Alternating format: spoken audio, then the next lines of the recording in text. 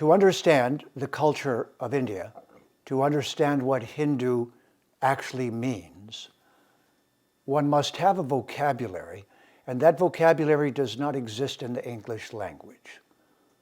So I'm going to share with you the 10 most important, most critical words in Sanskrit. Because most people find if someone asks them, what is Hindu, what is Vedic, whether they're from India or from outside, a new yoga practitioner or someone just trying to understand, they do not have a vocabulary in the English language. We remember who we truly are. We see that we're the Atma inside of a body. That the consciousness of our Atma is pervading that body. We've had all of the experiences here, and we say, thank you, I'm done.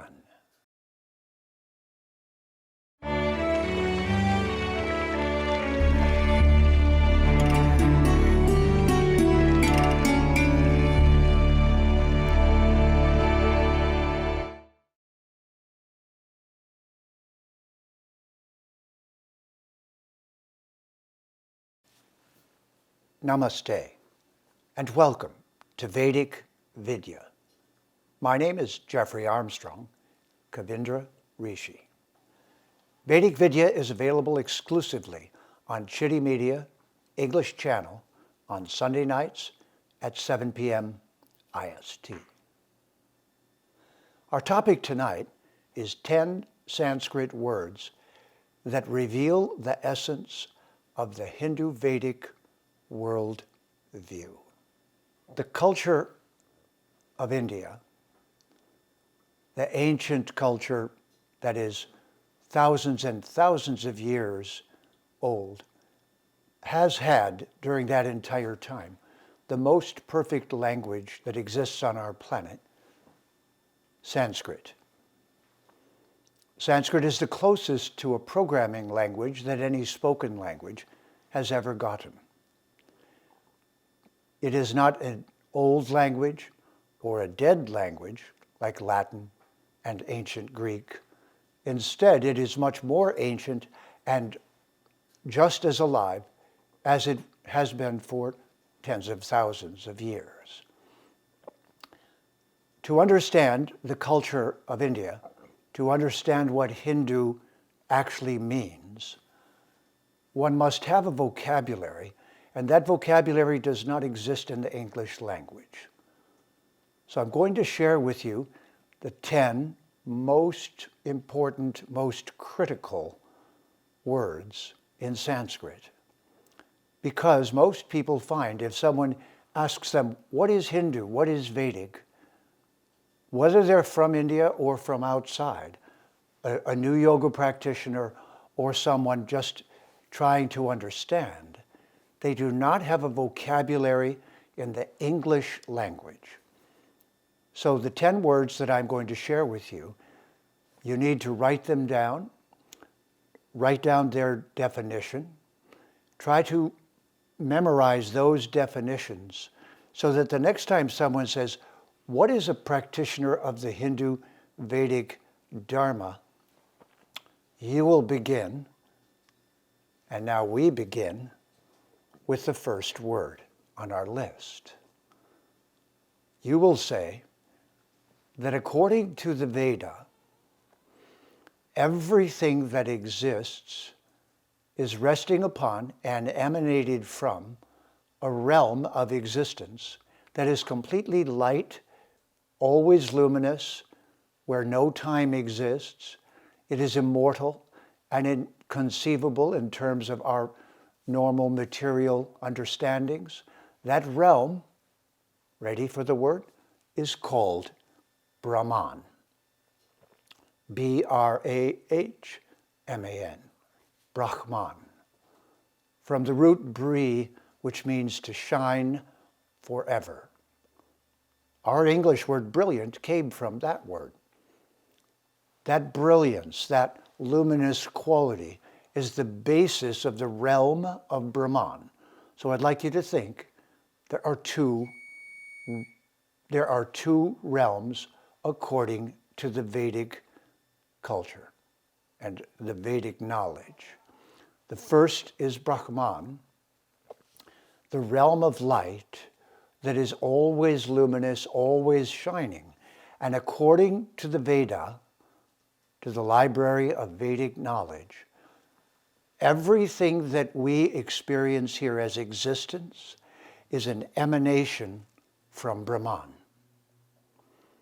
And we are also emanations from Brahman. But different kinds of energies emanated from Brahman. So with the word Brahman in our vocabulary now, as that shining, luminous realm from which everything has emanated, we go to ourselves. Who are we? What do we call the consciousness that pervades each one of our bodies, each one of our minds? That consciousness that we call self, that we point to but can't exactly see. We know we're not our clothing. We know this body is a form of clothing. The word for us as immortal beings who emanated from Brahman and are here visiting this realm, we are called the Atma. Each one of us is an Atma. Together we are all Atmas, plural, myriads of us, and all of us are individuals who chose to go on this exploration, this journey, this adventure to where we are, to the realm of matter. This means that an Atma cannot be burned, cannot be cut, cannot be wedded, cannot be destroyed, does not die, cannot die. It is an immortal spark of Brahman. And as such, you cannot extinguish it. Only the fires within matter can extinguish. The Atma cannot be extinguished. And each living entity showing the signs of autonomous existence within matter, within the world we live in, is an individual Atma that has consciously come here and is inside of a particular body in which it is learning about that experience for that lifetime. So from Brahman, the many Atmas emerged and were somehow transferred to the other realm. We need a word for that other realm. There is no English word. But what we call matter, what we call this conglomerate of energies all around us, this dark energy that has to be lit up, that breaks in pieces and is not conscious, this orbiting chunks of dark matter is called in Sanskrit Prakriti. And let me show you a little trick with Sanskrit words. Pra gives us the English word produce. It means to continue to make more of. Kri means by strings or chains of cause and effect, based upon particular rules. And iti means to do that again and again and again. So let's make it into a word now. Prakriti is the realm we're in. If Brahman is the luminous realm, Prakriti is the dark realm, where you have to import light from Brahman and import Atmas from Brahman. This realm that we're visiting, Prakriti, is the place where everything is made of parts and assembled by rules of combining those parts, what we call laws of cause and effect.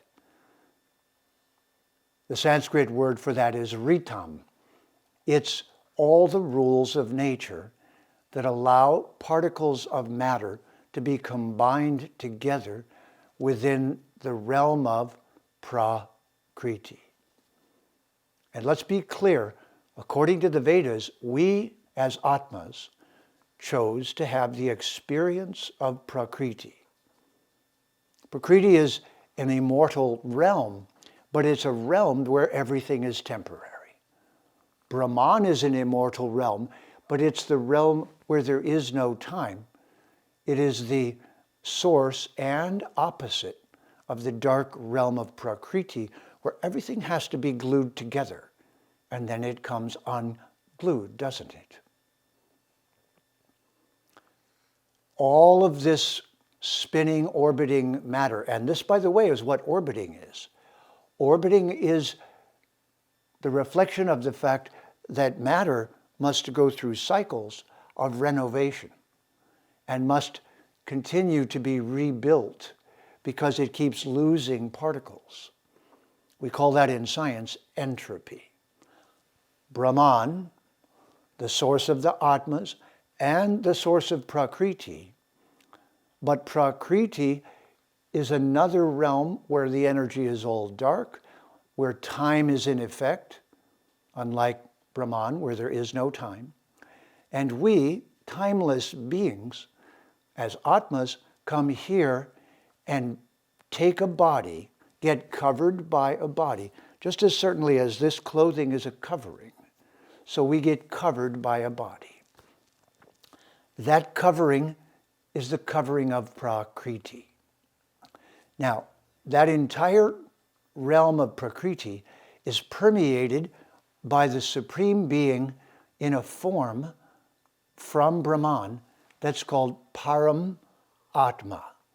If Atma is all of us living entities, all the beings in all the bodies, then Param Atma is the Supreme Being entering into this realm of Prakriti and animating it. So whatever name you have for the Supreme Being, just think that being is at the center of every atom, within the heart of every living being, all pervading, all throughout Prakriti. So, our first word, Brahman. Second, Atma. Third, Prakriti. Fourth, Param Atma. And now we're ready to hear about the material manifestation and what it is like. So there's a term for the matter itself as it goes through 3 steps. It is brought into manifestation or creativity. It stays for a while, or homeostasis. It stays and is balanced for a while. And then destruction and recycling, because it goes out of existence after a while. The 3 energetic states of matter, when it's created, while it's maintained, and when it's recycled, are called Gunas, because the dark matter of Prakriti is called the Gu in Sanskrit. Isn't that interesting? G-O-O in English, G-U in Sanskrit. Gunas means the dynamic property of the creative force of matter, the maintaining, balancing force of matter in between, and then the destructive and recycling phase of matter at the end. Think of your own body right now. At whatever age you are and stage you are, it had a beginning, it was created. It lasts for a while, it's maintaining, so you can listen and participate here. And then it will be deconstructed, will it not? Raise your hand if your body will last forever. It's made of parts. It's made of the 3 gunas. Those 3 gunas are departments of Prakriti, departments of the realm of matter. And in our own life, if we're acting as a destructive force, our guna is tamas. They have names. The guna of destruction is called tamas. The guna of creativity is called rajas. Think of it as your left and right hand. Let's call your left hand tamas, the destructive one. Let's call your right hand rajas, the creative one. and let's call the balance point in between sattva. 3 gunas. Sattva, where you work in harmony with nature. Rajas, where you work with the laws of nature in a selfish way to bring things into manifestation and a creative way. And then tamas, when either nature destroys something or humans purposely do. So we say of Atmas, in their embodiment here in Prakriti, they're either in Sattva Guna, Raja Guna, or Tamoguna, Tamaguna. Or their activity is either balancing and harmonious with nature, sattvic, selfish and just for themselves as creativity and struggling to enjoy, rajasic, and destructive against the laws of nature and bringing things to an end, tamasic, the 3 gunas. Now we have Brahman, the realm of light, Atmas, all of us who have come from there to visit here, Prakriti, the place we're visiting, which is held up by a fragment of the Supreme Being called Paramatma. And here, everything is created, lasts for a while, and exits. Everything goes through Rajas, Sattva, and Tamas. Now, the next thing to understand is that everything here is made out of categories of matter. And you know those 5 categories. Earth, look around you. Everything around you has 5 components. Chunks of earth, bits of water,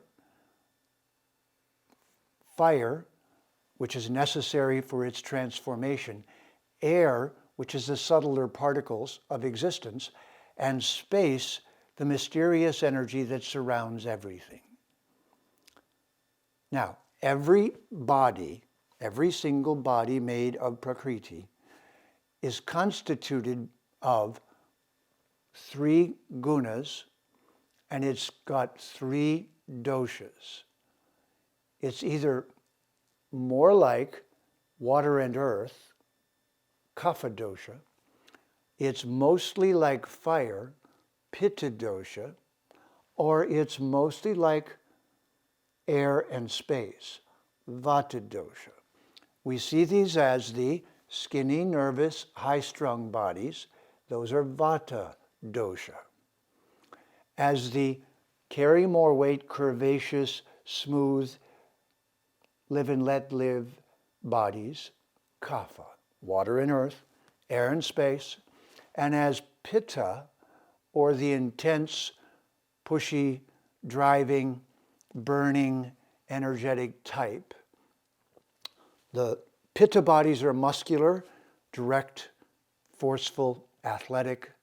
The vata bodies are sensitive, refined, nervous, high-strung, a little colder in the hands and feet.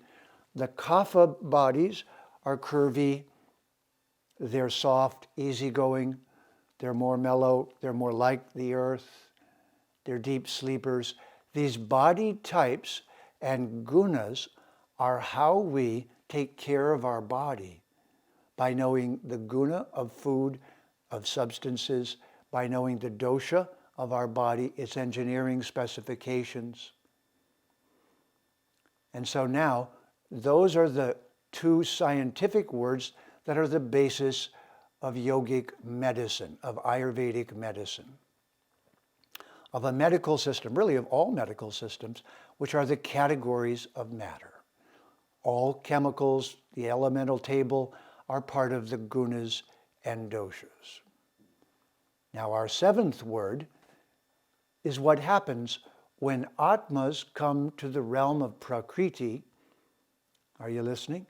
Atmas, all the individuals from the realm of Brahman, come to the realm of Prakriti, supported by Paramatma, and dive into the Prakriti, which is run by the 3 gunas and the 3 doshas. Then, because the Atmas are immortal, they cannot die. So instead, they start at the lowest species of life and experience that, and then move up to the next, and then the next, like a classroom, like a university. Think of the universe as a university. And the term for us going from body to body, because we start at the most simple body in existence, experience that, move to the next. According to the Vedic library, there are 8,400,000 species of life. And we, as the Atma, go from one to the next, to the next, to the next. Here's the next word. It's Samsara. Means swimming together through Prakriti. It means going through matter from life to life to life to life. To do what? To experience it. To learn the secrets of each department of it. So what if the entirety of existence was made by a brilliant divine scientist, Paramatma, within Brahman? So there's Brahman, all of us Atmas who came to have the experience of what? Prakriti, held up by Paramatma, experiencing the three Gunas, the creation, maintenance, and destruction, and the three Doshas, the five elements combined into particular unique bodies, through what? Repeated reincarnation. The word reincarnate, going back into the body, the meat, in English, is from Samsara, the Atmas going from life to life to life. This is the basis of the Hindu Vedic culture. Now, this brings us to the next word, and that word is one you've begun to hear in the last 100 years especially, and it is yoga. Yoga means reconnecting back to Brahman. It means living in a human body and focusing our attention upon where we came from, because we've been here long enough to learn the lessons and experiences, and think of us as kind of intergalactic tourists who came here to learn. So yoga means to link back to Brahman, to create a link to where we originally came from. And when we perfect yoga, and yoga is not just the asanas, not just the breathing, not just what we do to our body, but a turning of our Atma back toward where we came from. The result of that yoga being effective, the result of us reconnecting to our origin and source, and remembering who we really are, Atmas from Brahman on an amazing adventure, we finally, through our yoga being perfected, achieve moksha. Moksha means we're finished here. We're pointing in the direction of where we came from, probably millions and millions of years ago, before we started this great learning. And now, our yoga being perfected, we remember who we truly are. We see that we're the Atma inside of a body, that the consciousness of our Atma is pervading that body. We've had all of the experiences here, and we say, thank you, I'm done. Point ourselves back toward Brahman. One word to go. The supreme and ultimate being that every religion talks about somehow, this way or that way, with this name or that name. Let's give a name to that in Sanskrit. It is Bhagavan. Van means who possesses, and Bhaga means all the beauties, pleasures, all the delights, all the wonder, all the things that you ever desired, were hungry for, sought to have in your life, whatever was attractive to you, is bits and pieces of Bhagavan. So within Brahman, Bhagavan exists always. And we're from there, we many Atmas, but we came to Prakriti to have this amazing adventure. Prakriti is held up by Paramatma, the ultimate Atma, an aspect of Bhagavan. Here, everything runs based on the three Gunas, the three Doshas, and this allows Samsara, repeated births from life to life. When we're ready to reconnect to our source, we do yoga. The result of that yoga, successfully, we're unhooked from matter and resume our original identity, getting ready to go back and return to the embrace of that being who is responsible for all of this amazing beauty and science and reality. Bhagavan, the being who is the container for, source of, and manifestation of all reality. Thank you for listening to these 10 words. Incorporate them into your vocabulary. Memorize the definition and just practice describing the Hindu Vedic reality. Now this is the big picture view of who we are with 10 Sanskrit words. Vedic Vidya means shining the light of truth. Tune in to Vedic Vidya on Citti English channel Sunday night at 7 p.m. IST. My name is Kavindra Rishi, Jeffrey Armstrong.